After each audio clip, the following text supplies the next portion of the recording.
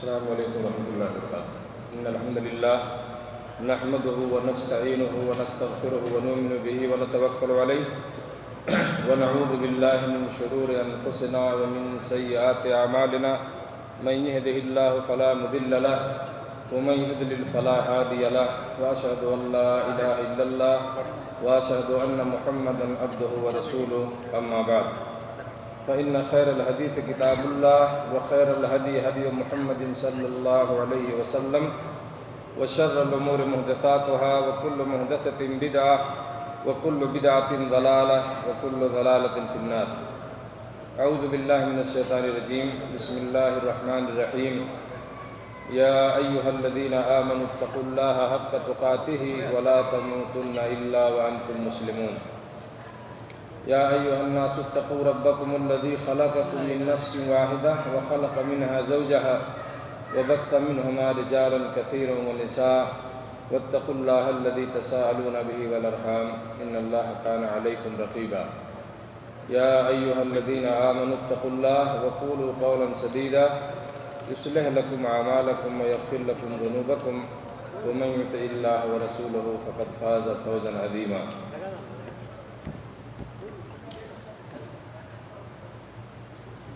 حضرات و خواتین، دینی بھائیوں، آج کے اس ہفتہ واری پروگرام میں جو آج بتاریخ 19 رمضان المبارک سن 1436 ہجری مطابق 6 جولائی سن 2015 بروز سوموار جامع علی بن ابی طالب صبیخہ میں منعقد کیا گیا ہے۔ اس پروگرام میں جو موضوع مجھے دیا گیا تھا وہ ہے توکل علی اللہ۔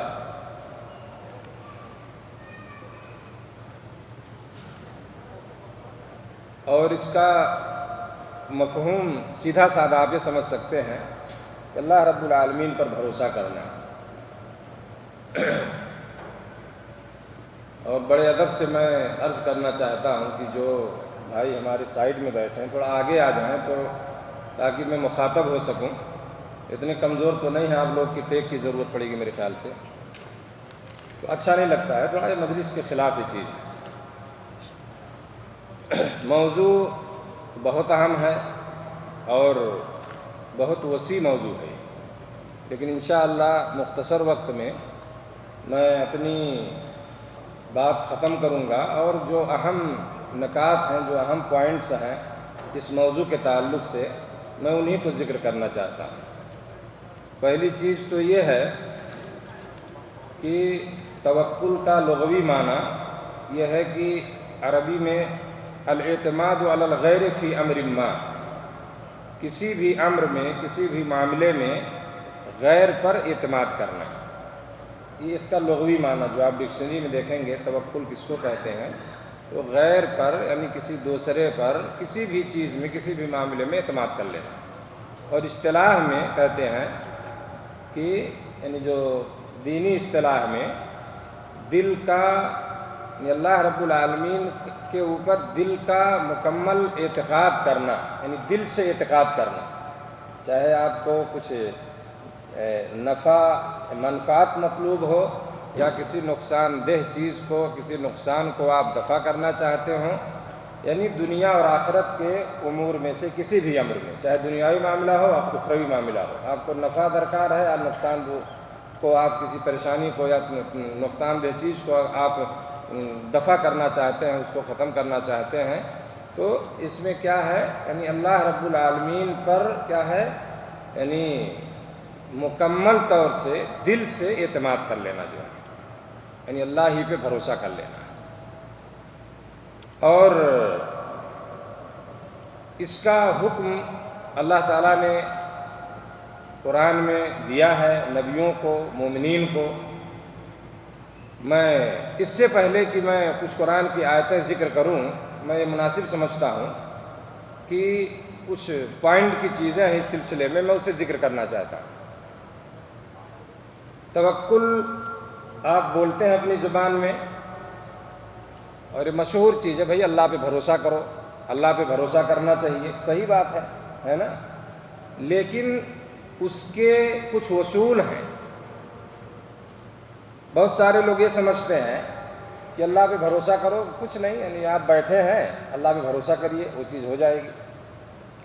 بہت سارے صوفیہ اسی لیے آپ دیکھیں وہ اپنے خانقاہوں میں بیٹھے ہیں، کوئی مطلب نہیں ہے دنیا سے، اللہ پہ بھروسہ کیے ہوئے ہیں۔ بہت سارے لوگ گمراہ ہوئے اس معاملے میں۔ اللہ پہ بھروسہ کرنا اور توکل جو ہے، یہاں تین چیزیں آپ کو یاد رکھنی چاہیے اس معاملے میں۔ پہلی چیز کیا ہے کہ توکل میں یا اللہ پر آپ بھروسہ کر رہے ہیں، اس میں اسباب کو اختیار کرنا چاہیے۔ یہ اسباب اختیار کرنے سے توکل یہ منع نہیں کرتا۔ اسباب کا مطلب آپ کچھ کام کرنا چاہتے ہیں، آپ سعودی عرب آئے ہیں، گھر میں بیٹھ کے تو نہیں کہ اللہ پہ بھروسہ کرو، پاسپورٹ بنوا لیا، اب ویزا آ جائے گا گھر میں ہی لگ جائے گا چلے جائیں گے، ایسا تو نہیں کیے ہیں۔ آپ نے اسباب ڈھونڈا ہے، آپ مین پاور میں جائیں گے، کمپنی کا پتہ لگائے ہیں، اس کے بعد کہاں سے اسٹیمپنگ کرنا ہے، کیا ہوگا، یہ اسباب بولا جاتا ہے۔ اللہ پہ بھروسہ بھی کیجیے کہ اللہ اس کام کو پورا کرے گا انشاءاللہ، اس پہ اعتماد ہے دل سے، لیکن یہ اسباب جو ہے آپ کو اختیار کرنے ہیں، بیٹھنا نہیں۔ تو یہ اس سے منع نہیں کرتا، یعنی توکل میں اسباب اختیار کرنا یہ ممنوع نہیں، بلکہ یہ ہونا چاہیے۔ ابھی میں بتاؤں گا آگے اس کے فوائد میں کہ کیوں ہونا چاہیے، اور اس کی دلیل میں دیتا ہوں۔ حضرت انس بن مالک رضی اللہ تعالیٰ عنہ فرماتے ہیں کہ ایک آدمی نے کہا اللہ کے رسول صلی اللہ علیہ وسلم، میں اپنی اونٹنی کو باندھ کر اللہ پہ بھروسہ کروں یا چھوڑ کر کے، بغیر باندھے ہوئے؟ ٹھیک ہے، اللہ پہ بھروسہ کیا، چھوڑ دیا جانور کو، اللہ پر بھروسہ ہے وہ نہیں جائے گا کہیں۔ ایسا کروں کہ باندھ دوں اس کو، لکڑی میں، ستون میں، کھمبے میں، کہیں بھی باندھ کے بھروسہ کروں یا چھوڑ کے بھروسہ کروں اللہ پر؟ نبی کریم صلی اللہ علیہ وسلم نے فرمایا اس کو باندھ دے اور اللہ پہ بھروسہ کر۔ سمجھ رہے ہیں نا، باندھ اس کو، باندھنے کے بعد تو اللہ پہ بھروسہ کر۔ یہ ترمذی کی روایت ہے، سمجھ رہے ہیں؟ تو یہ ایک دلیل میں نے دیا آپ کو کہ اس طرح سے یعنی آپ کو اسباب اختیار کرنا ہے۔ آپ کا جانور ہے، آپ اس کو باندھ کے رکھیے اور اللہ پہ بھروسہ کریے کہ میں نے باندھ دیا ہے، انشاءاللہ وہ محفوظ رہے گا، وہ ضائع نہیں ہوگا یہاں سے۔ چھوڑ دیے، چلو اللہ پہ بھروسہ کرتے ہیں، ہے نا، تو یہ چیز درست نہیں ہے۔ توکل کے مفہوم اور اس کا جو مطلوب ہے توکل، اس کے خلاف یہ چیز ہے۔ اسی طرح سے اسباب گرچہ ضعیف ہوں، یعنی آپ اس کو کمزور ہی سمجھتے ہوں کہ بہت چھوٹا سبب ہے، بہت ایسا ہے، بہت ہلکی چیز ہے، تب بھی اسے اختیار کرنا چاہیے۔ جو آپ کر سکیں، آپ کوئی کام کرنا چاہتے ہیں تو اسے اختیار کرنا چاہیے۔ اللہ رب العالمین نے، آپ جانتے ہیں واقعہ حضرت مریم کا، جو عیسیٰ علیہ السلام کی ماں ہیں، جب وہ حاملہ تھیں، ہے نا، کمزور تھیں بالکل، تو ان کو کیا کہا تھا اللہ نے؟ سورہ مریم میں ہے نا کہ تم جاؤ اس کھجور کے درخت کو پکڑ کے ہلاؤ، تم اس کو پکڑ لو، اس کو ہلاؤ، ہے نا، اور تم ملے گا کھانا، کھاؤ اس سے، تم بہترین رطب تم کو ملے گا۔ اللہ نے نہیں کہا بیٹھی رہو، آ جائے گا وہ پیڑ سے ٹوٹ کر کے تمہارے پاس۔ اسباب اختیار کرو، جاؤ ہلاؤ اس کو، اس سے گرے گا، تم کھاؤ، سمجھ رہے نا۔ تو چھوٹا ہی سبب کوئی ہو، چھوٹی چیز ہی اگر درکار ہے وہاں آپ کو اپنے اس کام کو پورا کرنے کے لیے، اس کی تکمیل کے لیے، تو آپ کو اسے کیا ہے، مکمل کرنا ہے۔ اور اسی طرح سے تیسری چیز یہ ہے کہ صرف اسباب پہ اعتماد نہ کیا جائے، ٹھیک ہے، کہ چلو یہ کام کر رہے ہیں، ہم نے اس کا راستہ نکال لیا ہے، یہ کام ہمارا ہو جائے گا۔ اسباب پر بھی اعتماد نہیں کرنا کہ اسباب ہی پہ اعتماد کر لیں اور اللہ پہ اعتماد نہ کریں، نہیں، اللہ رب العالمین پہ اعتماد کرنا ہے اور اسباب اختیار کرنی ہے۔ تو اسباب پہ اعتماد نہ کیا جائے، اعتماد کس پہ کیا جائے، بھروسہ کس پہ کیا جائے؟ اللہ رب العالمین پر۔ اور انشاءاللہ اللہ تعالیٰ جو ہے، اور یہ جانتے ہوئے کہ رب العالمین مسبب الاسباب ہے، سمجھ رہے نا، وہ اسباب مہیا کرے گا، آپ کے لیے کوئی راستہ نکالے گا، آپ اس کے لیے لگیے، اس کوشش کیجیے آپ، لیکن اعتماد کس پر ہو؟ اللہ رب العالمین پہ آپ کا اعتماد ہونا چاہیے۔ شیخ ابن باز رحمۃ اللہ علیہ کا ایک قول کسی نے آپ سے پوچھا تھا اس سلسلے میں، تو ایک قول مجھے ملا اس طرح اس موضوع کو دیکھتے ہوئے۔ تو شیخ ابن باز رحمۃ اللہ علیہ جو یہاں کے مفتی تھے بڑے، آپ جانتے ہیں ان کو، انہوں نے فرمایا تھا توکل میں دو چیزیں پائی جاتی ہیں۔ ایک تو یہ ہے اعتماد علی اللہ، یعنی اللہ پہ اعتماد کرنا، اور اس بات پر ایمان کہ اللہ ہی مسبب الاسباب ہے، جو اس نے مقدر کر دیا، لکھ دیا، اللہ کو علم ہے وہ چیز، سمجھ رہے ہیں نا، وہ اسباب مہیا کرے گا، پہلی چیز۔ دوسری چیز کیا ہے؟ اسباب کو اختیار کرنا اور اسباب کو چھوڑ کر توکل کرنا، یہ توکل کے منافی ہے۔ وہ لکھتے ہیں کہ یہ بالکل اس کے اپوزٹ ہے، یہ چیز درست نہیں ہے۔ اور فرماتے ہیں کہ توکل یہ ہے کہ اسباب کو اختیار کرتے ہوئے اللہ پر بھروسہ کیا جائے، اعتماد کیا جائے۔ جو اسباب کو چھوڑ دے اس نے شریعت اور عقل دونوں کی مخالفت کی۔ جس نے سبب چھوڑ دیا، اللہ پہ بھروسہ کر کے بیٹھ گیا ہے، چلو ہوگا یہ کام، میں اللہ پہ بھروسہ کر لیا ہوں، فرماتے ہیں کہ اس نے شریعت کی بھی مخالفت کی اور عقل کی بھی مخالفت کی۔ جو ہے عقلی طور سے بھی یہ چیز درست نہیں ہے، اس لیے کہ اللہ نے اسباب اختیار کرنے کا حکم کیا ہے۔ آپ دیکھیں گے قرآن کی آیتوں میں اور نبی صلی اللہ علیہ وسلم کی حدیثوں سے چیزیں ثابت ہیں، اسباب اختیار کرنے کا حکم کیا ہے، اور اپنے رسول کو بھی اس کا حکم کیا، بہت سارے نبیوں کو اس کا حکم کیا، سمجھ رہے ہیں، اور یہ بندوں کے فطرت میں ہے کہ وہ اسباب اختیار کرے۔ ٹھیک ہے، آگے فرماتے ہیں کہ مومن کے لیے جائز نہیں ہے کہ وہ اسباب کو چھوڑ دے، یہاں تک کہ وہ حقیقی معنوں میں متوکل یعنی بھروسہ کرنے والا ہو ہی نہیں سکتا جب تک کہ اسباب کو نہ اختیار کرے۔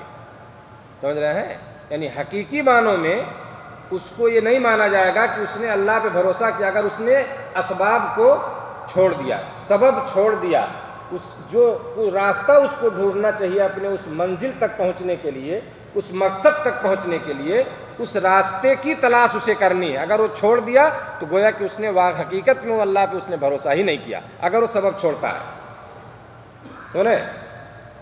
اسی لیے انہوں نے ایک مثال دی کہ نکاح کو جو ہے عفت اور عصمت کے لیے مشروع کیا گیا، آدمی کی عزت و آبرو محفوظ رہے، سمجھ رہے ہیں نا، اور حصول اولاد کے لیے۔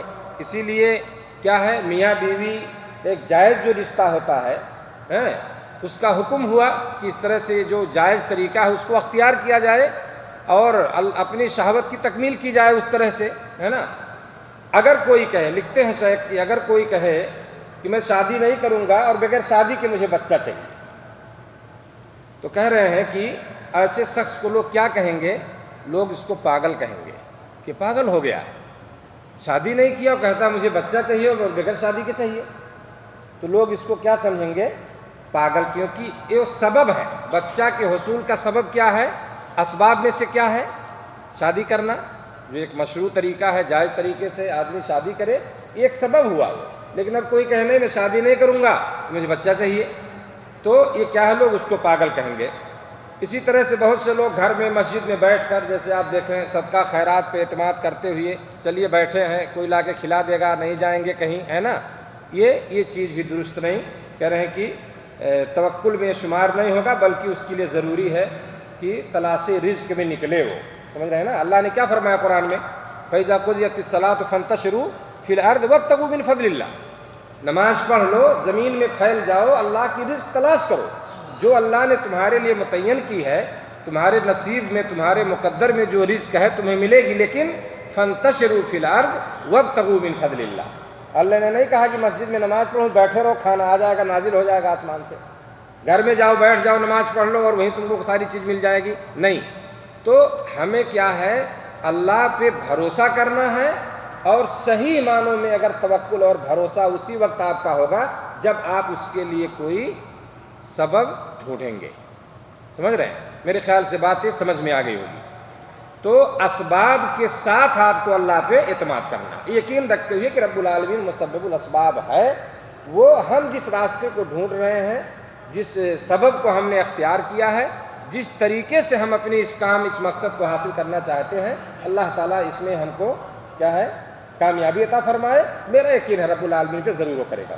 تو یہ چیزیں جو ہے یہ ضروری ہیں، اور ایک ہی ہاتھ پہ ہاتھ رکھ کے بیٹھ جائے آدمی بالکل اس طرح، تو وہ چیز جو ہے ممنوع ہے، اور شریعت اور عقل دونوں حساب سے وہ چیز درست نہیں ہے۔ اللہ تعالیٰ نے فرمایا قرآن میں نبیوں کو اللہ نے حکم دیا وتوکل علی الحی الذی لا یموت، بھروسہ کر اس زندہ ذات پر جسے موت نہیں آئے گی۔ اللہ نے مومنوں کے لیے فرمایا وعلی اللہ فلیتوکل المؤمنون، اور اللہ ہی پر مومنوں کو بھروسہ کرنا چاہیے۔ دوسری آیت میں اللہ نے فرمایا سورہ آل عمران میں فَإِذَا عَزَمْتَ فَتَوَكَّلْ عَلَى اللَّهِ، جب تو ہے پیغمبر کسی کام کا پختہ ارادہ کر لے تو پھر اللہ پر بھروسہ کر۔ فَإِذَا عَزَمْتَ فَتَوَكَّلْ عَلَى اللَّهِ، جب کسی کام کا پختہ ارادہ کر لے تو اللہ پہ بھروسہ کر۔ اسی طرح اللہ نے فرمایا وَمَن يَتَوَكَّلْ عَلَى اللَّهِ فَهُوَ حَسْبُهُ، اور جو اللہ پر بھروسہ کرتا ہے بس وہ اس کو کافی ہے، یعنی رب العالمین ضرور جو ہے اس کو کامیابی عطا فرمائے گا۔ اسی طرح اللہ تعالیٰ نے فرمایا مومنین کے بارے میں سورہ انفال میں انما المؤمنون الذین اذا ذکر اللہ وجلت قلوبہم واذا تلیت علیہم آیاتہ زادتہم ایمانا وعلی ربہم یتوکلون، مومن وہی ہیں جب اللہ کا ذکر کیا جاتا ہے تو ان کے دل کانپ اٹھتے ہیں، جب ان کے سامنے اللہ کا ذکر ہوتا ہے، اللہ کی باتیں ہوتی ہیں تو کیا ہے ان کے دل کانپ اٹھتے ہیں۔ وجلت قلوبہم واذا تلیت علیہم آیاتہ، اور جب ان پر اس کی آیات پڑھی جاتی ہیں، اللہ کی آیتوں کو پڑھا جاتا ہے تو ان کے ایمان میں کیا ہے اور اضافہ کر دیتی ہیں، وہ آیتیں ان کے ایمان میں زادتہم ایمانا اضافہ کر دیتی ہیں۔ وعلی ربہم یتوکلون، اور وہ اپنے رب پر ہی بھروسہ کرتے ہیں، اور وہ لوگ کیا کرتے ہیں اپنے رب پر ہی بھروسہ کرتے ہیں۔ تو یہ مومنوں کے بارے میں اللہ تعالیٰ نے فرمایا کہ مومنین جو ہے ان کے دلوں میں اللہ کا ڈر پیدا ہوتا ہے جب اللہ کا ذکر ہو، اس کی آیتیں جب تلاوت کی جائیں ان کے ایمان میں زیادتی ہوتی ہے اور وہ اپنے رب پہ بھروسہ کرتے ہیں۔ تو اس طرح کی بہت ساری آیتیں آپ پائیں گے قرآن مجید میں جس میں توکل پہ ابھارا گیا ہے اور تشجیع کی گئی ہے، اس کے اہمیت کو بتایا گیا ہے۔ اسی طرح سے میں چند حدیث پڑھ دینا کی روشنی میں کچھ بات بتا دینا چاہتا ہوں۔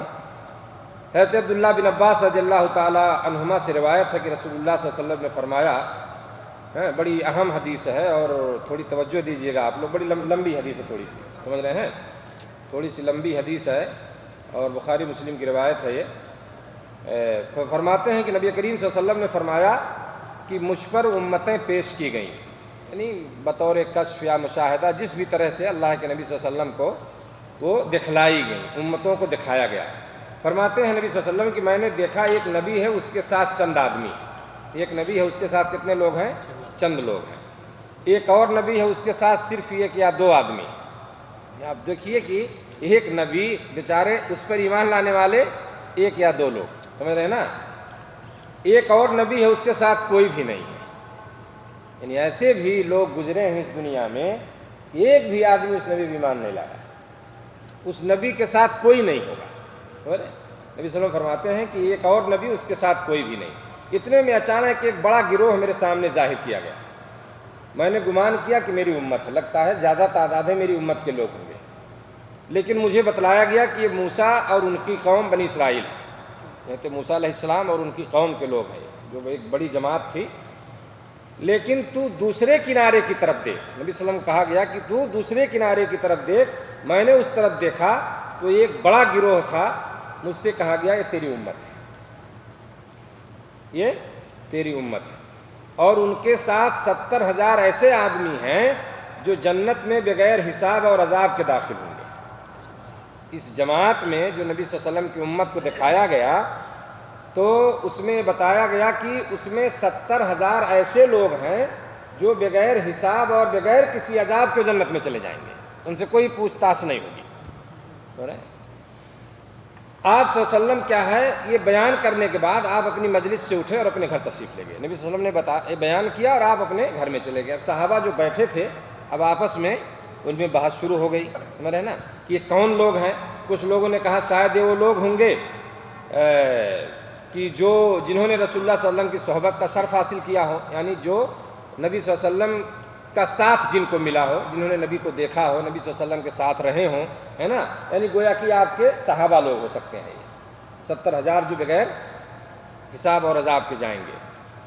بعض لوگوں نے کہا کہ نہیں، شاید وہ لوگ ہیں جو اسلام میں پیدا ہوئے اور اللہ کے ساتھ انہوں نے کسی کو شریک نہیں ٹھہرایا۔ بھائی بہت سے لوگ تھے جو کافر تھے، مسلم ہوئے، بہت سے ایسے ہیں جو اسلام میں پیدا ہوئے تو انہوں نے شرک تو نہیں کیا، جو اسلام میں آئے کفر سے انہوں نے شرک کیا ہوگا۔ تو کچھ لوگوں نے کہا کہ ہو سکتا ہے جو اسلام میں پیدا ہوئے ہیں اور انہوں نے کسی کو کبھی شرک اللہ کے ساتھ شریک نہیں ٹھہرایا تو یہ لوگ ہو سکتے ہیں۔ اسی طرح انہوں نے اپنے اپنے گمان کے مطابق بہت ساری چیزوں کا ذکر کیا۔ اتنے میں اللہ کے نبی صلی اللہ علیہ وسلم واپس تشریف لائے۔ آپ نے پوچھا تم کس چیز میں بحث کر رہے تھے، کیا مسئلہ چھڑا تھا تمہارے درمیان؟ تو انہوں نے کہا بھائی یہ بات تھی، ساری بات صحابہ نے نبی صلی اللہ علیہ وسلم کو بتا دیا کہ ایسا یہ مسئلہ تھا جو آپ بیان کیا، اور ہم لوگ اس پہ یہی بات کر رہے تھے کہ وہ کون لوگ ہو سکتے ہیں۔ آپ صلی اللہ علیہ وسلم نے فرمایا یہ وہ لوگ ہیں، اب یہاں سنیے، یہ وہ لوگ ہوں گے جو نہ خود جھاڑ پھونک کرتے ہیں، جو نہ خود جھاڑ پھونک کرتے ہیں اور نہ کسی اور سے کرواتے ہیں، نہ کسی اور سے کرواتے ہیں۔ عربی حدیث کے الفاظ ہیں فقال هم الذين لا يرقون ولا يسترقون ولا يتطيرون وعلى ربهم يتوکلون، یہ حدیث کے الفاظ ہیں۔ نہ تو خود جھاڑ پھونک کرتے ہیں، جھاڑ پھونک سمجھ رہے ہیں نا، تو اچھی طرح سمجھتے ہوں گے کیونکہ دکانیں لگتی ہیں آج کل اپنے ملکوں میں اس کی، اور سب سے زیادہ عورتوں کو پائیں گے آپ وہاں، کیونکہ جھاڑ پھونک کی شکار زیادہ جو ہے 99 کہہ لیجئے % کچھ علاقوں میں، تو یہ غلط نہیں ہوگا کہ وہ انہی کی تعداد وہاں آپ کو نظر آئے گی۔ پتہ نہیں ان کو کیا پریشانی ہوتی ہے، انہیں پہنچنا ہے کسی نہ کسی کے پاس، تکلیف ہوئی، پیٹ درد ہوا، سر میں درد ہوا، 15 دن ٹھیک نہیں ہوا، چلو ڈاکٹر ٹھیک ہے، کوئی ضروری ہے کہ دوا فوراً کام کر جائے، تو چلو کسی کو دکھانا ہے، سمجھ رہے ہیں؟ تو جھاڑ پھونک جو لوگ نہیں کرتے نہ کسی سے کرواتے ہیں، دو چیز ہے دیکھیے گا یہاں پہ، اور نہ بدشگونی لیتے ہیں۔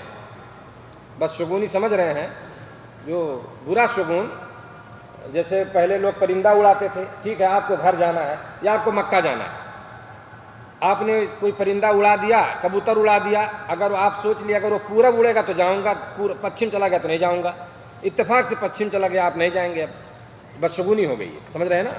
بلی بھی جی ہاں بدشگونی، بلی بھی اپنے یہاں تو کیا ہے، اگر بلی سامنے سے آپ سفر کر رہے ہیں، گاڑی چلا رہے ہیں، اگر بلی آ گئی سامنے تو وہاں رک جاتے ہیں لوگ۔ یہ غیر مسلموں کا عقیدہ، مسلمانوں کا عقیدہ نہیں ہے، لیکن بہت سارے کم جو ایمان کمزور ہے جن کا، وہ لوگ بھی اس پہ عمل کرنے لگتے ہیں کہ بلی نے راستہ کاٹ دیا، اب نہیں جائیں گے جب تک کوئی دوسرا گزر نہ جائے۔ تو یہ ساری چیزیں اس قسم کی بدشگونی، یہ برا شگون نہیں لینا چاہیے، سمجھ رہے ہیں نا؟ تو جو بدشگونی اور وہ لوگ بدشگونی نہیں لیتے اور صرف اپنے رب پر بھروسہ کرتے ہیں، یہ لوگ ہیں جو بغیر حساب اور عذاب کی جنت میں جائیں گے، سمجھ رہے ہیں؟ اب یہاں اس مجلس میں ہیں بہت سارے لوگ، اب آپ بتائیں آپ نے کتنی بار جھاڑ پھونک کروایا ہے یا کیا ہے کسی کا، سمجھ رہے ہیں نا؟ یا بدشگونی نہیں لیے ہیں، یہ بہت پوائنٹ کی چیز ہے، ابھی بتاتا ہوں میں آپ کو، اس حدیث کے بارے میں 2-3 پوائنٹ ذکر کروں گا، تو اتنے میں ابھی بعد میں ذکر کرتا ہوں۔ یہ کیا ہے آپ صلی اللہ علیہ وسلم نے بتایا یہ۔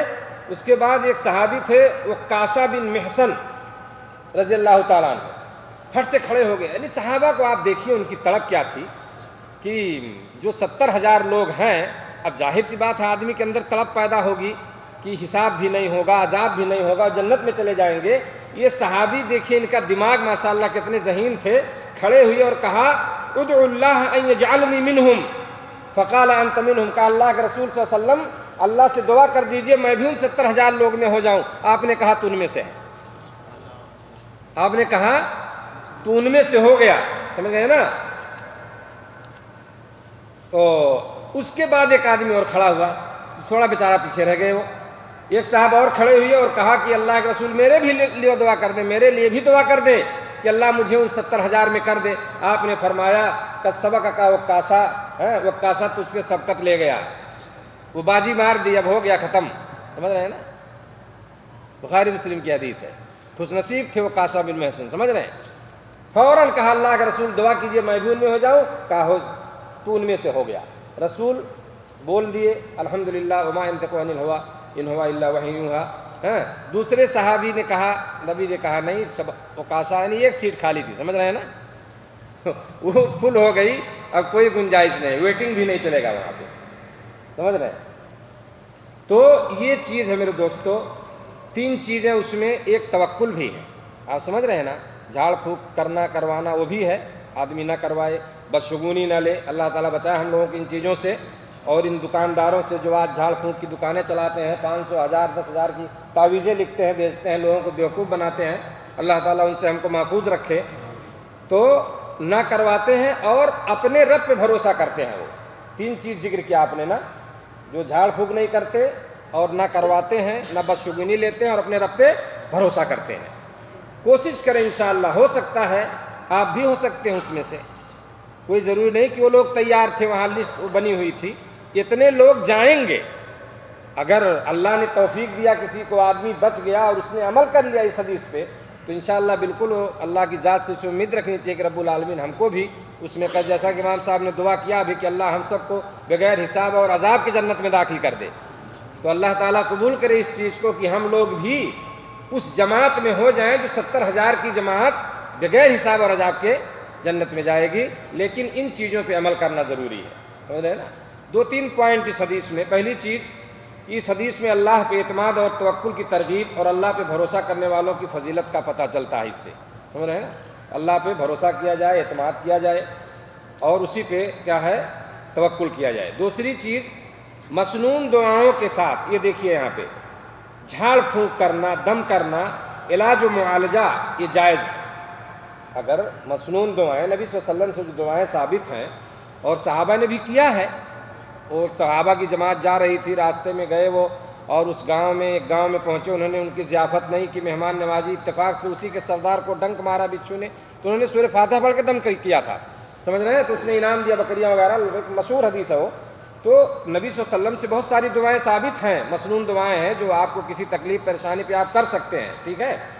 کہہ رہے ہیں علاج و معالجہ اگرچہ جائز ہے مسنون دعاؤں کے ساتھ، تاہم جو اللہ کے پر بھروسہ، اللہ کے بھروسے ان سے اجتناب کرتے ہیں یا اسی طرح بدشگونی وغیرہ سے بچتے ہیں، تو ان کی فضیلت اس سے ثابت ہوتی ہے۔ ٹھیک ہے، کرنا ہے، کروانا چاہیے اگر جائز ہے، لیکن اگر آدمی بچ گیا، اللہ پہ اعتماد کیا، بھروسہ کیا ہو، اگر جھاڑ پھونک سے بچ گیا، بچا لیا اپنے آپ کو، ہیں، تو انشاءاللہ العزیز ہو سکتا ہے کہ اس کا شمار ان لوگوں میں ہو جائے۔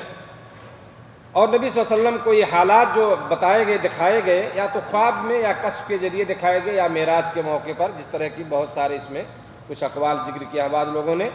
اور چوتھی چیز جو معلوم ہوئی کہ آپ صلی اللہ علیہ وسلم کی امت سب سے زیادہ ہوگی، سب سے زیادہ جس کی تعداد ہوگی جس نبی کی امت کی، وہ ہمارے رسول جناب محمد رسول اللہ صلی اللہ علیہ وسلم کی امت کی تعداد زیادہ ہوگی۔ کسی کا کوئی سوال ہوگا تو آپ رکھیے، بعد میں بتائیے گا، ٹھیک ہے۔ اسی طرح سے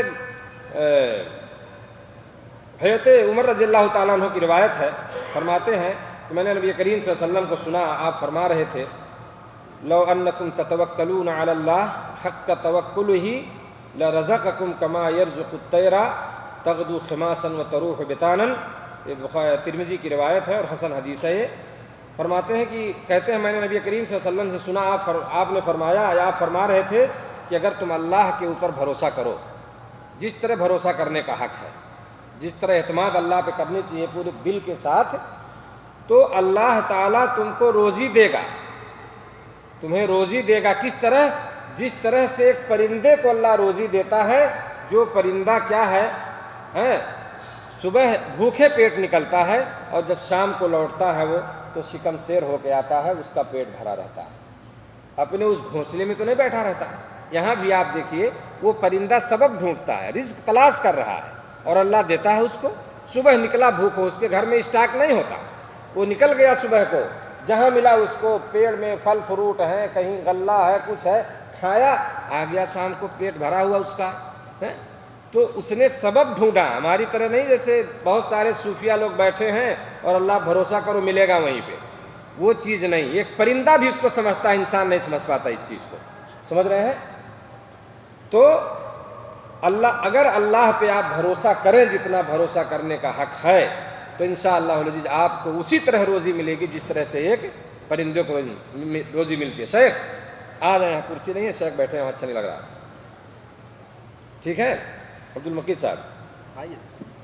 تو یہ جو ہے، یہ چیز، اس چیز کو آپ اچھی طرح سمجھیے اور کبھی پریشان نہیں ہونا چاہیے۔ واللہ بہت سے لوگ پریشان رہتے ہیں، پریشان ہوں، روزی نہیں مل رہی ہے تو یہ مسئلہ ہے، کھانے، بھائی تم محنت تو کرو، اللہ نے جو تمہارے لیے روزی مقرر کی ہے وہ ملے گی تم کو، آپ سبب اختیار کرو. آپ نے سبب ڈھونڈا, سعودی میں روزی لکھی تھی, آپ یہاں کام کر رہے ہو. ایک آدمی وہیں چائے بیچ کے اپنی گزر بسر کرتا ہے, ایک کوئی چھوٹی سی پان کی ٹنکی کھول لیتا ہے, گزر بسر کرتا ہے. سمجھ رہے ہیں؟ ناجائز طریقے بھی بہت ہیں اس کے. آدمی غلط طریقے سے بھی روزی کما رہا ہے, دارو بیچتا ہے, شراب بیچتا ہے, حرام کھاتا ہے. سمجھ رہے ہیں نا؟ وہ بھی ایک سبب ہے اس کا. تو یہ تو حرام ہے اسلام میں. ہمیں تو جائز سبب ڈھونڈنا ہے نا. آپ مومن ہیں, آپ اللہ پہ اعتماد کیجئے اور انشاءاللہ رب العالمین آپ کو بھوکا نہیں رکھے گا. آپ مومن ہو, آپ کے ایمان والے لوگ ہو, آپ اللہ پہ یقین کرو, اس پہ اعتماد کرو جیسا حق ہے, اور سبب اختیار کرو, اللہ دے گا روزی آپ کو. ایک پرندہ نکل گیا بھوکا, اس کو کیا پتا کہاں اسے روزی ملے گی, لیکن اللہ دیتا ہے اس کو, اس جگہ پہنچاتا ہے جہاں اس کی روزی متعین ہے, اور وہ شکم سیر ہو کے واپس آتا ہے. اسی طرح میرے دوستو, نبی کریم صلی اللہ علیہ وسلم ہجرت کا واقعہ ہے. جب آپ نکلے, ابو بکر صدیق رضی اللہ تعالیٰ عنہ ساتھ میں تھے. آپ مدینہ تشریف لا رہے تھے, مشرکین تلاش میں تھے. بڑا انعام تھا کہ جو پکڑ لائے زندہ مردہ اس کو کتنے انعام ملیں گے. سمجھ رہے ہیں نا؟ کتنے انعام تھے؟ 100. سب کو لالچ تھی, پکڑ لیے, چلو تو مالدار ہو جائیں گے تھوڑی دیر میں. لوگ ڈھونڈ رہے ہیں. لوگ غار ثور میں چھپے ہوئے تھے. غار ثور میں آپ لوگ شاید دیکھے ہوں گے مکہ میں, وہاں چھپے ہوئے تھے. حضرت بکر رضی اللہ تعالیٰ عنہ حدیث کے راوی فرماتے ہیں کہ میں نے مشرکوں کے قدموں کی طرف دیکھا. جب ہم غار ثور میں تھے, وہ ہمارے سروں پہ تھے بالکل, یعنی پہنچ گئے تھے وہیں پہ, اور دیکھ رہے ہیں ان کے پیروں, کہیں نظر نہ پڑ جائے ان کی. گھبرا گئے وہ. میں نے کہا رسول اللہ, اگر ان میں سے کوئی اپنے قدموں کی طرف دیکھ لے تو یقیناً ہمیں دیکھ لے گا. اگر کسی نے نیچے دیکھا تو ہم دکھ جائیں گے. اگر ان میں کسی نے اپنے قدم کو دیکھا تو ہم دکھ جائیں گے. گھبرائے ہوئے تھے بالکل. انہوں نے صلی اللہ علیہ وسلم سے اس طرح سے انہوں نے بیان کیا. آپ صلی اللہ علیہ وسلم نے فرمایا, اے ابو بکر, ان دو کے ساتھ تمہارا کیا گمان ہے کہ جن کا تیسرا اللہ ہو. تم کیا سوچتے, تم دو ہو نا, ہم اور تم دو لوگ ہیں, لیکن تم سوچو خود تمہارا کیا گمان ہے کہ جس دو کے ساتھ اللہ موجود ہو, تم کیا سمجھ سکتے ہو اس سے. سمجھ رہے ہیں نا؟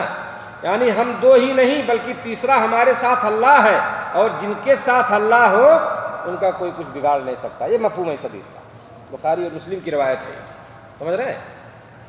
تو جن کا اللہ ہو ان کا کوئی بگاڑ پائے گا. یہ اعتماد تھا نبی صلی اللہ علیہ وسلم کو اللہ رب العالمین کی ذات پر. یقین تھا آپ کو کہ کچھ ہمارا نہیں کر سکتے ہیں, اللہ ہمارے ساتھ ہے. ابو بکر, ہم دو ہیں لیکن تیسرا اللہ رب العالمین ہے, اور جس کے ساتھ اللہ ہوگا اس کا دنیا کوئی بھی طاقت اس کا کچھ بگاڑ نہیں سکتی ہے. سمجھ رہے ہیں نا؟ اسی لیے اللہ نے فرمایا ہے, وَأَنْتُمُ الْأَعْلَوْنَ إِن كُنتُم مُؤْمِنِينَ. سمجھتے نہیں ہم اس چیز کو. مومن ہو جاؤ, دنیا کچھ بھی نہیں کر سکتی, تمہارا کچھ نہیں بگاڑ سکتی ہے. تمہیں سربلندی عطا کرے گا رب العالمین, تمہیں وہ بلند مقام عطا ہوگا اس دنیا میں. لیکن صحیح معنی میں مومن تو بن جاؤ. جو ایمان کا تقاضا ہے, رب العالمین جو چاہتا ہے آپ سے اس طرح ہی ایمان ثابت کرو.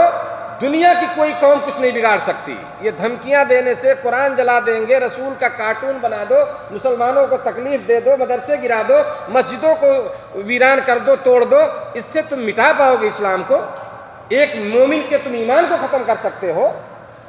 نہیں کر سکتے. لیکن اپنے ایمان کو تو آپ دیکھو. انشاءاللہ اگر آپ ہمارا ایمان صحیح معنوں میں آپ مومن ہیں, اور جیسا کہ اللہ چاہتا ہے آپ سے, تو اللہ نے خود کہہ دیا قرآن میں, وَأَنْتُمُ الْأَعْلَوْنَ إِن كُنتُم مُؤْمِنِينَ.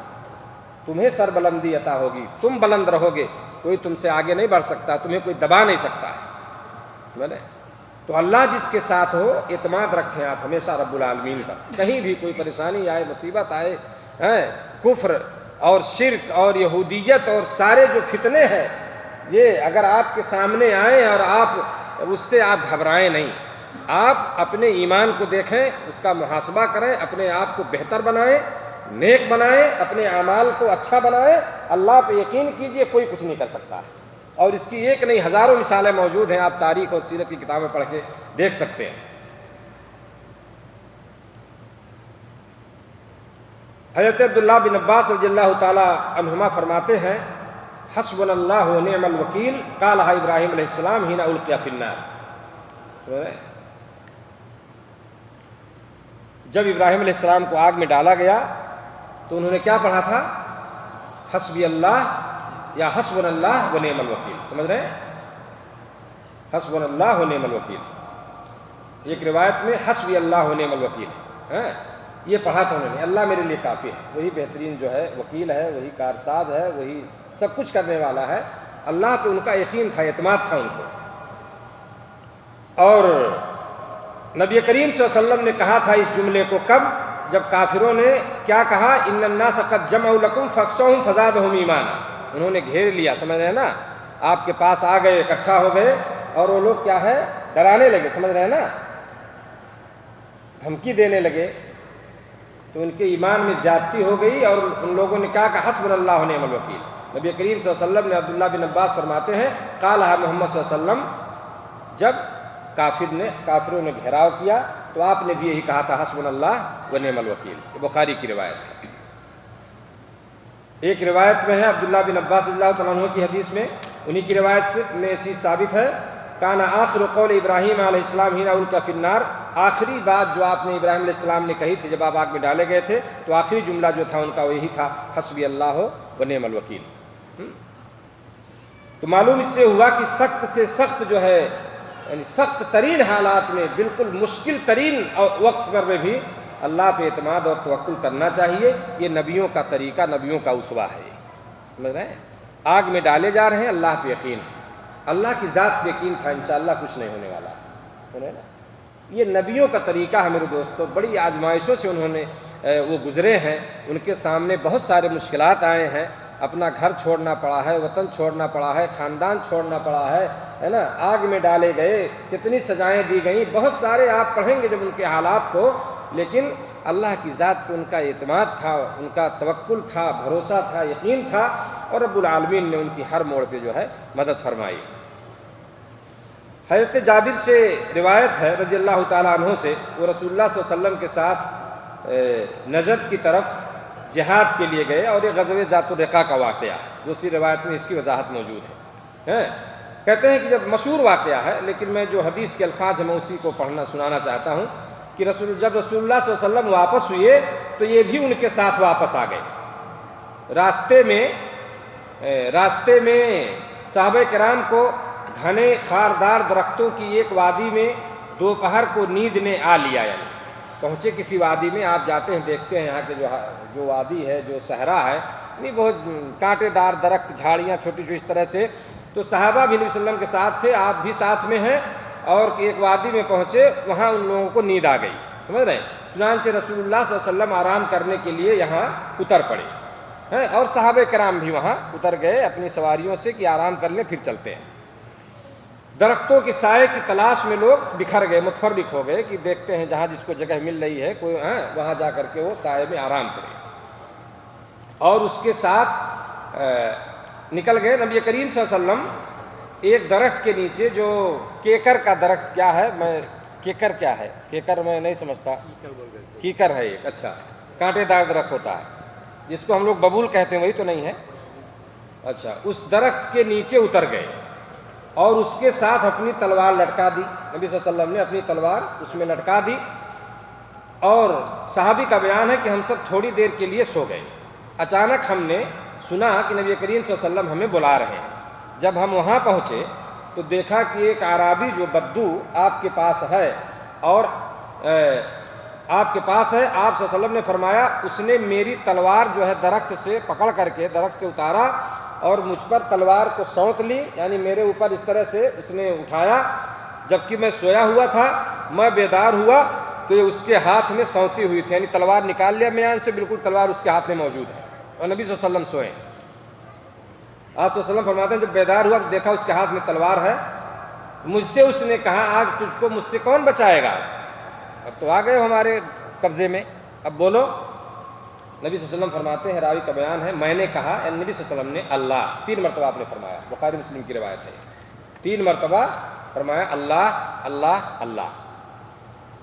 ابو بکر اسماعیلی کی صحیح روایت، جو صحیح ابو بکر اسماعیلی، ایک ان کی حدیث کا مجموعہ ہے ابو بکر اسماعیلی کا، اور اس میں انہوں نے ذکر کیا ہے اس روایت کو، تھوڑی اس میں سے وضاحت موجود ہے، اس سے تھوڑی سی، اس میں اس طرح ہے، انہوں نے کہا اس میں اس طرح سے ہے، اس روایت میں اس نے کہا تجھ کو مجھ سے کون بچائے گا، اس بدو نے، آپ نے فرمایا اللہ، پس تلوار اس کے ہاتھ سے گر پڑی، تلوار اس کے ہاتھ سے گر پڑی، اسے رسول اللہ صلی اللہ علیہ وسلم نے پکڑ لیا اور فرمایا تو بتلا تجھے مجھ سے کون بچائے گا؟ آپ صلی اللہ علیہ وسلم نے تلوار لیا اور کہا اب تجھ کو مجھ سے کون بچا سکتا، تو بتا آپ۔ اس نے کہا آپ بہتر تلوار پکڑنے والے ہیں۔ آپ نے اس سے پوچھا تو اس بات کی گواہی دیتا ہے کہ اللہ کے سوا کوئی معبود نہیں ہے کہ میں اللہ کا رسول ہوں؟ اس نے جواب میں کہا نہیں، میں نہیں مانتا اس کو، البتہ میں آپ سے عہد کرتا ہوں، یہ وعدہ کرتا ہوں کہ میں آپ سے لڑوں گا نہیں، میں آپ سے لڑوں گا نہیں اور نہ آپ سے لڑنے والوں کا ساتھ دوں گا۔ جو جماعت، جو قوم، جو خاندان، قبیلہ آپ سے لڑے گا میں اس کے ساتھ آؤں گا بھی نہیں، میں آپ سے لڑوں گا بھی نہیں، ان کا ساتھ بھی نہیں دوں گا۔ چنانچہ آپ نے اس کا راستہ چھوڑ دیا، وہ اپنے ساتھیوں کے پاس آیا اور کہا میں ایسے شخص کے پاس سے آیا ہوں جو تمام لوگوں میں بہتر ہے، میں ایسے شخص کے پاس سے آ رہا ہوں۔ گیا اپنے خاندان، اپنے قوم کے لوگوں کے پاس، تو اس نے یہ جملہ کہا میں ایسے شخص کے پاس سے آ رہا ہوں جو تمام لوگوں سے بہتر، تمام لوگوں سے افضل ہے۔ بعض علماء نے ذکر کیا ہے کہ وہ بعد میں مسلمان ہو گیا تھا، یہ جو ہے یہ اعرابی جو بدو تھا بعد میں مسلم ہو گیا تھا۔ یہ غزوہ ذات الرقا کا واقعہ ہے جو سن 6 ہجری میں ہوا تھا۔ اس حدیث میں بھی نبی کریم صلی اللہ علیہ وسلم کے عفو درگزر اور آپ کے جو بلند اخلاق کریمانہ کا ثبوت ملتا ہے، اور اسی طرح سے آپ صلی اللہ علیہ وسلم کے توکل کا بھی بیان ہے کہ کس طرح سے نبی کریم صلی اللہ علیہ وسلم کو بھروسہ تھا اللہ رب العالمین پر۔ سمجھ رہے ہیں؟ نبی صلی اللہ علیہ وسلم پہ کس طرح سے بھروسہ تھا۔ تو حقیقت یہ ہے کہ اگر اللہ رب العالمین پہ اعتماد اور یقین ہو آدمی کو تو رب العالمین جو ہے وہ ساتھ دیتا ہے اور بہت ساری مصیبتوں سے اسے نجات مل سکتی ہے۔ حضرت ابو ہریرہ رضی اللہ تعالیٰ عنہ کی ایک روایت ہے، نبی کریم صلی اللہ علیہ وسلم سے روایت کرتے ہیں کہ آپ نے فرمایا یدخل الجنۃ اقوام افئدتهم مثل افئدۃ الطیر، مسلم کی روایت ہے یہ، ایسے لوگ جنت میں جائیں گے جن کے دل پرندوں کے دلوں کی طرح ہوں گے، جن کے دل پرندوں کے دلوں کی طرح ہوں گے۔ اس کا 2 مفہوم لیا ہے علماء نے۔ پہلی چیز تو یہ ہے، اس کے معنی یہ بتائے گئے ہیں کہ پرندوں کی طرح اللہ پہ بھروسہ کرنے والے ہوں گے وہ، یعنی وہ لوگ جو ہے کیا ہوں گے، پرندوں کی طرح اللہ پر بھروسہ کرنے والے لوگ ہوں گے۔ اور حدیث میں نے آپ کو سنائی کہ ایک پرندہ صبح بھوکھوں پیٹ نکلتا ہے اور شام کو جب واپس آتا ہے تو اس کا پیٹ بھرا ہوا ہوتا ہے۔ تو ایک مفہوم اس کا یہ ہے۔ دوسرا مفہوم یہ ہے، بعض لوگ کہتے ہیں کہ نہیں، اس کا معنی یہ ہے کہ ان کے دل نرم ہوں گے، ان کے دل نرم ہوں گے جیسے پرندوں کے دل کی طرح، سمجھ رہے ہیں نا، یہ مراد ہے یہاں۔ تو بہرحال اگر جو بھی مفہوم لیا جائے، لیکن ایک مفہوم جو میں نے پہلے بیان کیا جو میرے موضوع سے متعلق ہے کہ ان کے دل جو ہے پرندوں کی دل کی طرح، یعنی جس طرح پرندے اللہ پہ بھروسہ کرتے ہیں اسی طرح سے جو ہے اگر وہ بھی اللہ پہ بھروسہ کرتے ہیں تو آپ صلی اللہ علیہ وسلم نے فرمایا کہ وہ لوگ جنت میں داخل ہوں گے جن کے دل پرندوں کی طرح سے ہوں گے۔ ٹھیک ہے، تو یہ چند حدیثیں تھیں جو میں نے بتایا آپ کو، اور انشاءاللہ 5-6 منٹ میں، کیونکہ وقت جو دیا گیا تھا اس سے زیادہ ہو رہا ہے، میں توکل کے فائدے کچھ بتا دینا چاہتا ہوں کہ اس کا فائدہ کیا ہے۔ پہلی چیز تو یہ ہے کہ اللہ رب العالمین کی مدد ہوتی ہے، اللہ کی طرف سے مدد نازل ہوتی ہے، رب العالمین مدد کرتا ہے۔ دوسری چیز یہ ہے کہ شیطان سے جو ہے حفاظت ملتی ہے، یعنی انسان جو ہے محفوظ رہتا ہے شیطان سے، اللہ تعالیٰ اس کو محفوظ رکھتے ہیں۔ چونکہ وقت نہیں ہے کہ ہر ایک اس پہ میں دلیل دوں، تو خلاصہ میں بیان کر رہا ہوں کہ شیطان سے کیا ہے، اس کی حفاظت ہوتی ہے۔ اسی طرح توکل سے آدمی کے اندر بہادری کا جذبہ پیدا ہوتا ہے، سمجھ رہے ہیں نا، یعنی آدمی جو ہے بہادر ہوتا ہے، سمجھ رہے ہیں، اس کے اندر شجاعت پیدا ہوتی ہے، اور رزق اللہ تعالیٰ اسے رزق دیتا ہے نا، اللہ رب العالمین جو ہے اس کو رزق دیتا ہے، اس کی روزی بڑھاتا ہے، اس کو رزق عطا فرماتا ہے۔ اور وہ حدیث بھی اس کی دلیل ہے، اور قرآن بھی اللہ تعالیٰ نے فرمایا کہ ایک جگہ قرآن میں اللہ نے بتایا ہے کہ تم اگر اللہ پہ بھروسہ کرو تو اللہ تمہیں ایسی جگہ سے روزی دے گا تم سمجھ نہیں پاؤ گے، ہے نا، وَيَرْزُقْهُ مِنْ حَيْثُ لَا يَحْتَسِبُ، تو اللہ تعالیٰ روزی دیتا ہے۔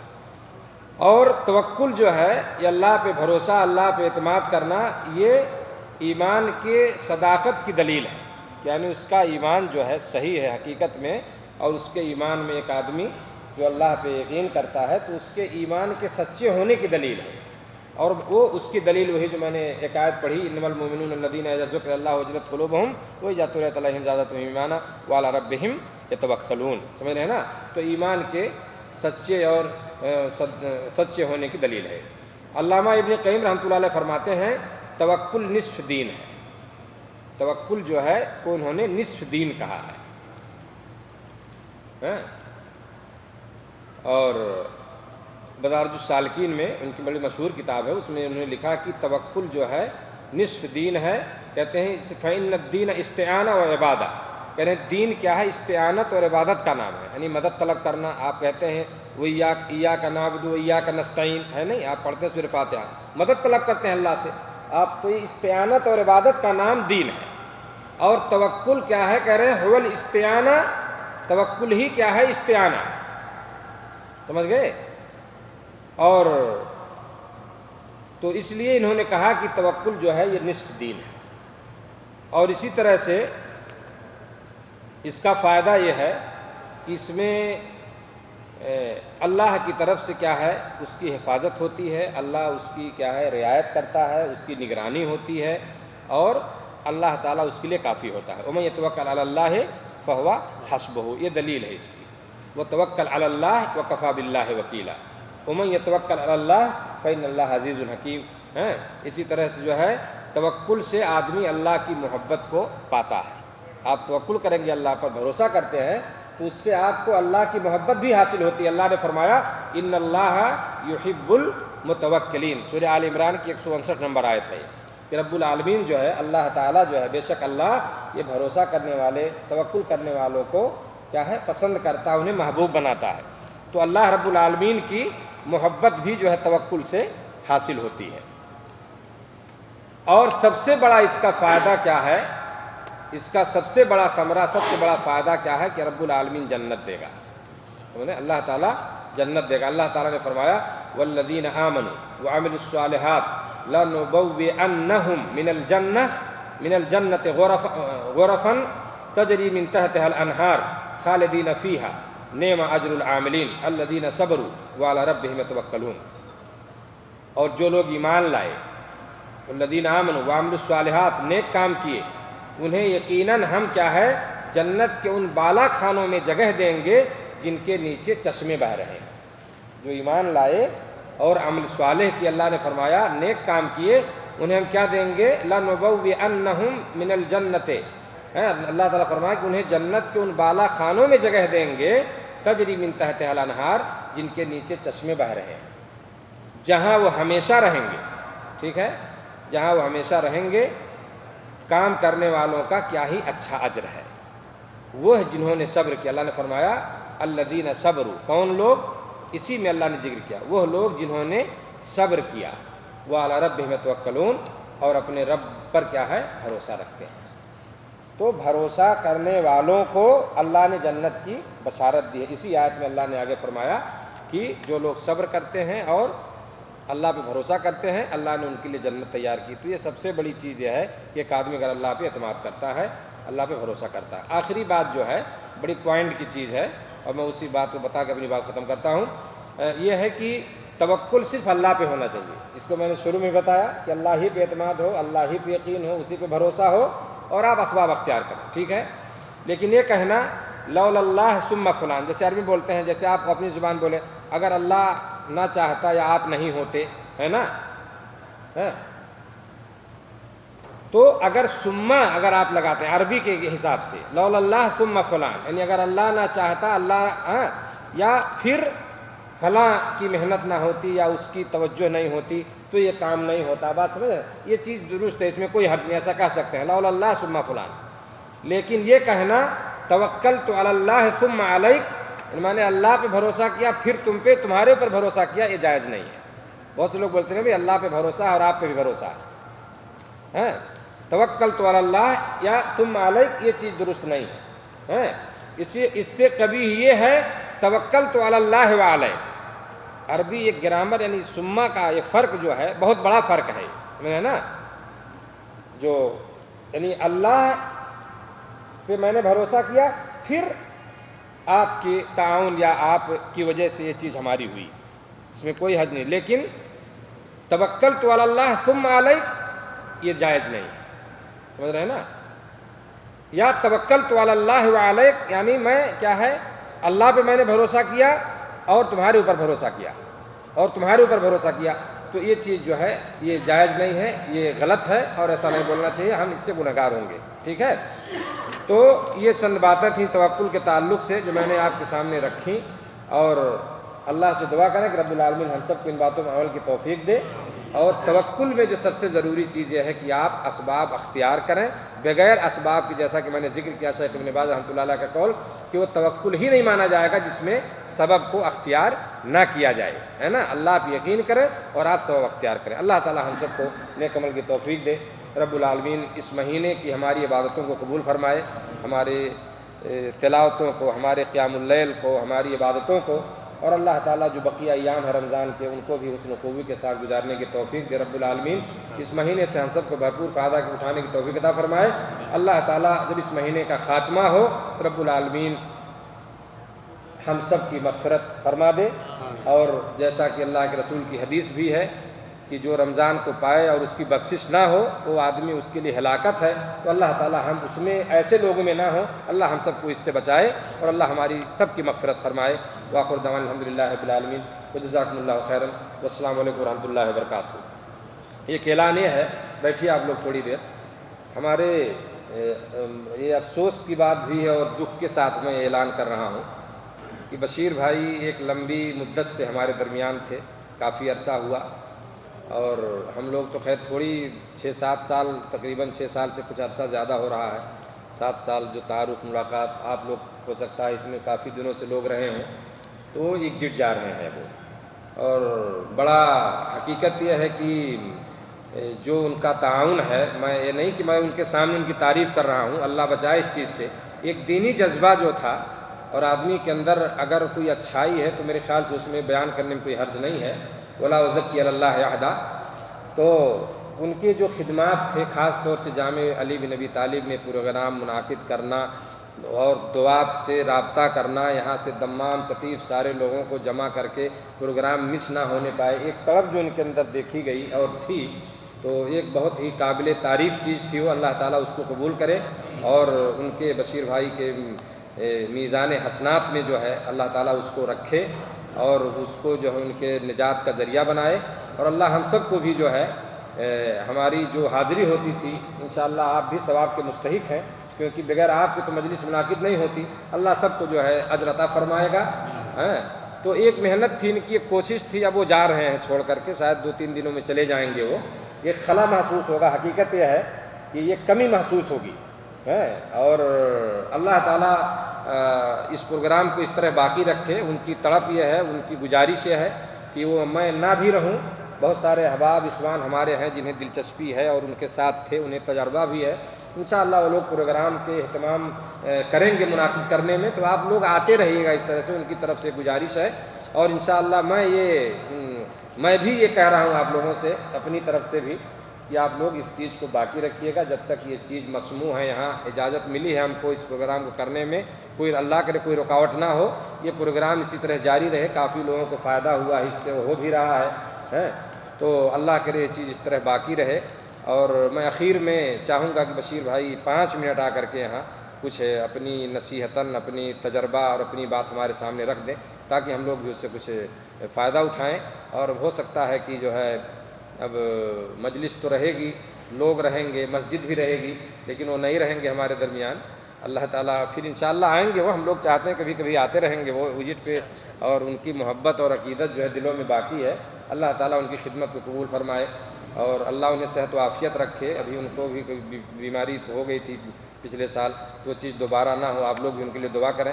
और हिंदुस्तान में जाएंगे इंशाअल्लाह तो दावती काम में लगेंगे वो। एक आदमी जो इस काम में लग चुका है वो छोड़ेगा नहीं, कहीं भी रहे, पहाड़ पे चला जाए वो ज़रूर अपनी जमात तैयार कर लेगा।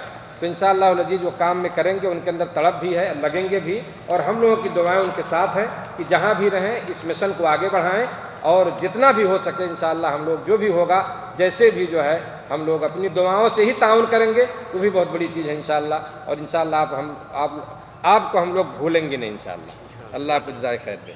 थोड़ी सी 2 मिनट आप नहीं, आप कुछ 2 मिनट आपको बोलना पड़ेगा।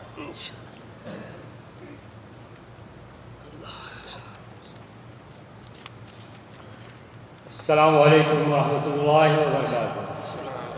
برادران اسلام، جو مجھے کہنا تھا ہمارے شیخ محترم نے جو ہے سبھی آپ صاحب بتا دیے ہیں، پھر بھی میری طرف سے ایک عاجزانہ گزارش ہے کہ جس طرح سے اس مسجد کا پروگرام تقریباً 18 سال سے یہ چل رہا ہے، میں چاہتا ہوں، آپ سب سے گزارش بھی کرتا ہوں اسی طرح سے چلتے رہے۔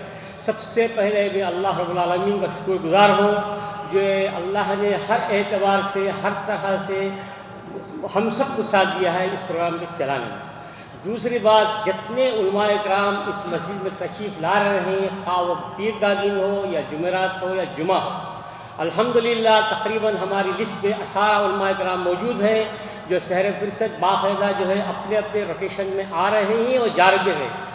الحمدللہ بروزہ پیر کا جو پروگرام ہے، الحمدللہ چند مہینوں سے اس پروگرام میں جو ہے کچھ الحمدللہ پبلسٹی زیادہ بھی ہو رہی ہے، بلکہ یہاں تقریر کرنے کے باوجود جو ہے ہمارے بہت سارے یہاں دیکھ رہے ہیں آپ، خاص ہمارے جو بھائی ہیں، الحمدللہ ان سب کو اللہ تعالیٰ اجر عظیم عطا کرے الحمدللہ۔ اور سب سے ایک انفرادی ایک بھائی سے بھی میں جو ہے شکر گزار ہوں کہ اس تعاون کرے۔ اس تعاون کا مطلب یہ ہے کہ آپ آئیں، صرف آئیں، بیٹھیں، سنیں، بلکہ اپنے ساتھ ایک فرد کو لائیں، آپ اکیلے مت آئیں۔ یہ سوچیں کہ ابھی میں جا رہا ہوں، میں نہیں کما رہا ہوں، یہ نہیں، آپ اپنی نیکی بھی کمائیں، اپنے ساتھ کسی اپنے ایک بھائی کو پکڑ کر مسجد میں لے کے آئیں، یہ جو ہے ثواب جاریہ رہے گا انشاءاللہ۔ اس کی مثال آپ سب دیکھتے ہیں، ہمارے پاس باطل جماعتیں کہتے ہیں، ان میں کتنا تعاون ہے، کتنا کوآپریشن ہے، جبکہ یہ کھلے عام مسجد میں جو پروگرام ہو رہا ہے یہاں تو اور زیادہ ہونا چاہیے۔ بنسبت اپنے گھروں میں جو کر لے رہے وہاں پہ بھی مل رہے جل رہے لوگ زیادہ تعداد میں۔ میں یہ نہیں چاہتا کہ کبھی ہم حکومت کے خلاف کریں۔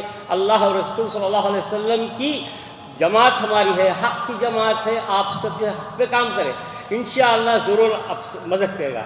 سب سے یہی گزارش کروں گا، ایک کو لائیں، اور انشاءاللہ العزیز جو ہمارے خاص متعاون بھائی ہیں جو الحمدللہ بہت سارے کام کرے، آپ اپنے آنکھوں کے سامنے دیکھ رہے ہیں، یہ مسلسل آ رہے ہیں، میں ان سے بالکل گزارش کروں گا اسی طرح سے یہ جو ہے اپنے کاموں میں مصروف رہے، آئیں، اور جو ہمارے بھائی جو ہے اس کی ذمہ داری لیے ہیں الحمدللہ ان کو میں سنا دیا ہوں بھائی کیوں کیسے کیا کرنا۔ پھر اپنے دوسرے بھی احباب ہیں، ایک بھائی ایک ذمہ داری نبھا رہا ہے الحمدللہ۔ کوئی سیلف ٹیوب پہ ڈال رہا ہے الحمدللہ، اور کوئی ای میل بھی بھیج رہا ہے الحمدللہ، کوئی بھائی جو ہے ویڈیو ریکارڈنگ کر رہے ہیں، پھر اس کی سیڈیز بن کے تقسیم بھی ہو رہے ہیں۔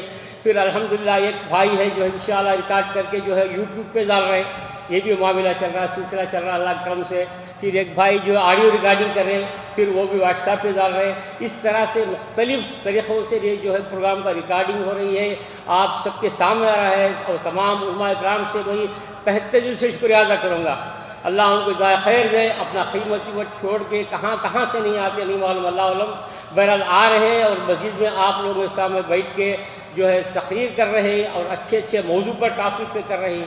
ہاں ایک بات میں بھولنا نہیں چاہتا، اس مسجد کا جو پروگرام کا افتتاح ہوا تقریباً آج سے 18 سال پہلے، فضل شیخ محمد عالم بن نزیل البدی حفظ اللہ جو جمام جالیات کے ابھی بھی داعی ہیں، 2 مہینے پہلے ہماری اسی مسجد میں آئے تھے، ان کا ٹاپک تھا خشیت الہی۔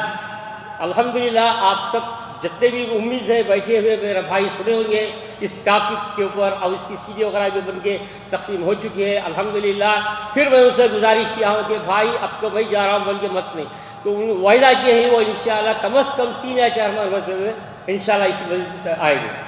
یہ ایک اور شیخ ہے محمد ابراہیم زاہد صاحب، اور الحمدللہ ان کا یہاں پروگرام ہوا، اسلام کا صحیح عقیدہ کیا ہے، صحیح العقیدہ کیا ہے، بہت اچھا پروگرام رہا الحمدللہ، اللہ ان کا اجر عظیم عطا ہے۔ ان سے بھی میں گزارش کیا ہوں کہ وہ پھر مسجد کو دوبارہ تشریف لائے، اس طرح سے مسجد کا سلسلہ جاری رکھے۔ علماء اکرام کا الحمدللہ اضافہ ہو چکا ہے، یہ اضافے کو برقرار رکھنا سب کی انفرادی جو ہے طور پر سب کی بھی ذمہ داری بنتی ہے، صرف ایک آدمی کی ذمہ داری سے کوئی کام نہیں ہوتا، سب وعدہ کرے، عہد کرے، آج کے بعد اس مسجد کا جو بھی پروگرام ہے ہر ایک کی ذمہ داری ہے انشاءاللہ۔ اور دوسرے جو ہمارے اپنے بھائی ہیں جو جن کو جو خاص ذمہ داری دی گئی ہے، ان سے بھی میں یہ گزارش کروں گا، باقاعدہ یہ پروگرام ان کا ہے، سمجھ کے وقت سے پہلے آئے، یہ بہت بڑی چیز ہے. وقت کی پابندی بہت ضروری ہے، اور ساتھ و ساتھ پروگرام کا جو ہے تسلسل سے آنا یہ بہت ضروری ہے انشاءاللہ. ایک اور ہمارے ایک پرانے ساتھی، ایک پرے بھائی، آج ہی جو ہے ان سے ملاقات ہوئی. الحمدللہ وہ جو ہے نام لینے سے مناسب نہیں، الحمدللہ وہ جو ہے اس پروگرام کے لیے ایک بہترین کیمرہ جو ویڈیوگرافی کرنے کے لیے وہ عطیہ کر رہے ہیں، وہی اسی مجلس میں بیٹھے ہیں. الحمدللہ ان کے لیے بھی دعا خیر کیجیے انشاءاللہ.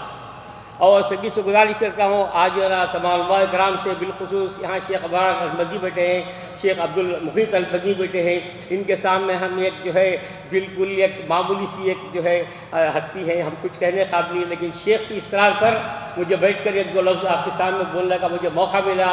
میں سب سے گزارش کرتا ہوں پھر آخری طور پر اللہ تعالی ہم سب کو جو ہے دین پر قائم رکھے، حق پر قائم رکھے، کتاب و سنت پر عمل کرنے کی توفیق دے انشاءاللہ تعالی. اسی طرح سے اس طرح کے پروگرام اپنے اپنے محلوں میں اپنی اپنی جگہ بھی جو ہے کوشش کریں کہ اس طرح چلانے کے لیے. یہ کام جو ہے عن المعروف و نہی عن المنکر کا رول ادا کرنا ہے سب کو. یہ کسی ایک کا دو کا کام نہیں ہے، ہر ایک کا کام ہے. اللہ سبحانہ وتعالی کے پاس ہر آدمی کو جواب دینا پڑے گا انشاءاللہ. یہ دین کا کام ہے. برائے کرم میرے بھائیوں انشاءاللہ تعالی اس پروگرام کے لیے اسی طرح سے چلاتے رہیں انشاءاللہ تعالی. جمعہ کا پروگرام ہمارے شیخ عبد المحیط البدی جس شوق سے زور سے آ رہے ہیں، بولنا نہیں چاہتا، الحمدللہ اللہ تعالیٰ ان کے لیے بھی دعا کریں. بقیہ تمام علماء کرام جو ہے آ رہے ہیں جا رہے ہیں، سب کے لیے ان کے دعا خیر کی گزارش ہے. اور ہم سب میرے لیے بھی دعا کریں، سب کے لیے دعا کریں تاکہ اس کے اوپر قائم دائم رکھیں. الحمدللہ. السلام علیکم ورحمۃ اللہ وبرکاتہ. جزاک اللہ خیر. السلام علیکم ورحمۃ اللہ وبرکاتہ. جزاک اللہ خیر.